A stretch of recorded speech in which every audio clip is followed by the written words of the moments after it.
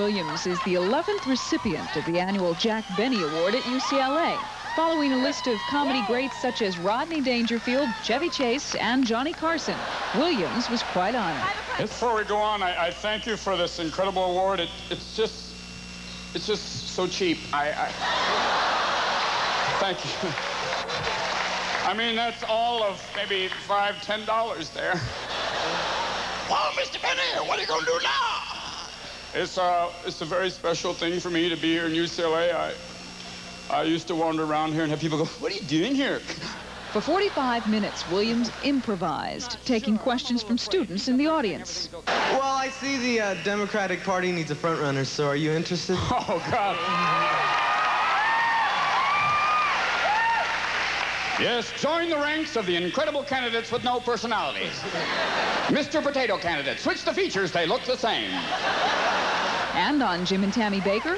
Everyone say, "Jim, Jim, how could you sin?"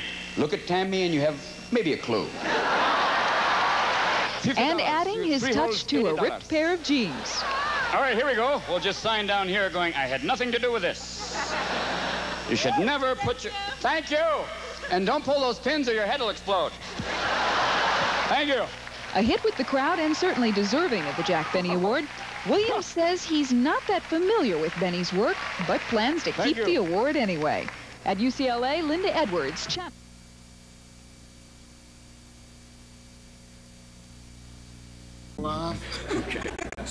Don't piss Barbara. No, we want them to know that the 100,000 points of light that they're talking about. How did we define a house for those children? Define 3 square. Have to do better. And homelessness is part of this. And my hope is that the homeless, we're not just going to solve a cosmetic. Because the first address those underlying problems. All over. We deliver the checks, and you see the people, and you see families, you see children. They told a story last night of a 5-year-old boy who had a nervous breakdown from moving around too much. No home. It's a simple concept. We've been holding the fort for a while, so we call the cavalry in. George, read my lips. Help us.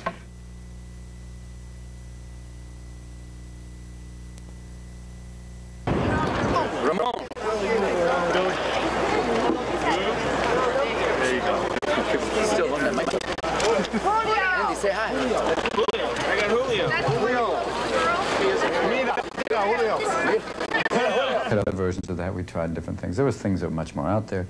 I mean, some of the things are obviously as blue as the movie is. And we did versions that were even bluer and, you know, much rougher. And they said, well, it's always good to try. It's film. You can try 4 or 5 versions of it. But fun for you, though, to be able to do that. And to find people like, you know, equals who can kick with it. And great character people. Yeah, she said she thinks he's Edward G. Robinson. Oh, God. Yeah! When he barks. Yeah, yeah! Yes! It's Edward G. Robinson. And the sound man's outside going, don't ever do that again. Yeah! Just to say. Yeah! It's just one of the few animals that basically could look at a camera and go, yeah, but it's something similar. I'm Sarah Voorhees reporting. The rating, it was usually left for things like Deep Bambi, you know. But when you say X, immediately people's mind go to porno movies. They immediately think, you know, watch out. Harry Reams is back and he's bigger than ever. And you have to think that X rating is immediately saying... I was trained to be a classical actor, and John Houseman was my teacher, and yet he went off to sell Volvos.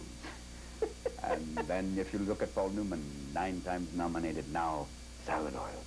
This puts it in perspective. Dying is easy, comedy is hard. You think of the beginnings of comedy. Basically, there's a couple of Christians in the arena going, but seriously, this is... Do you feel differently about your life to watch? It certainly makes show business seem slightly trivial. It's, you know, makes the problems of film, oh, God, my film. And you realize, wait, there's people getting from here to there. It is, you know, infinite struggle. You know, to move from here to here is a big deal. And then it puts all that in perspective. Yeah, that makes you kind of wise up and go, hey, you're pretty, goddamn lucky. Look at it. That's right. Wake up. You know, in that sense. Realize what you have. That maybe sometimes you don't want to deal with because it, along with it becomes, you know, that thing of, it is a little wild. It is uncontrollable. It is a Pandora's box, like, you know. And as an adult, it sometimes doesn't fit in. Oh, very much, you know.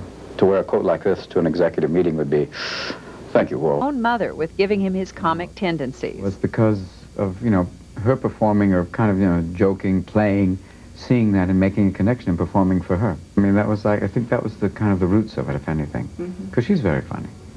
And then I kind of went, okay, oh, big connect. What is it like to have really big breasts? It's a joy.